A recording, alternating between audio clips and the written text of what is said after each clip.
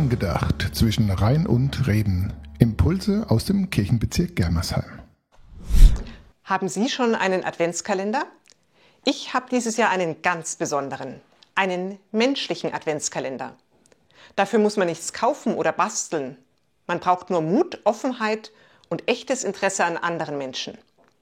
Die Idee dabei ist, es gibt viele Menschen, die sehen wir oft. Unsere Nachbarn, den Briefträger, Kollegen, aber eigentlich kennen wir sie gar nicht so gut.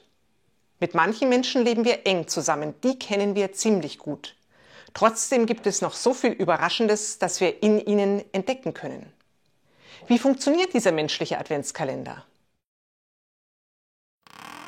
Ich öffne jeden Tag die Tür zu einem anderen Menschen, im Gespräch mit einer guten Frage, um mal tiefer ins Gespräch einzusteigen und eine ganz neue Seite am anderen zu entdecken.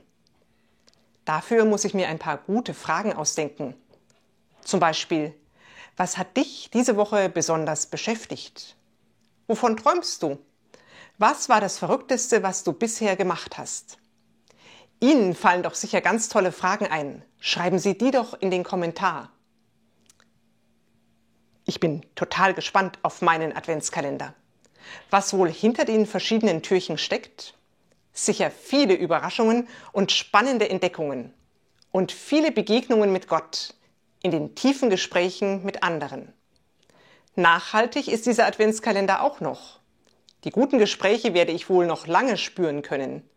In neuen oder tieferen Beziehungen zu anderen Menschen. Vielleicht wäre das auch was für Sie.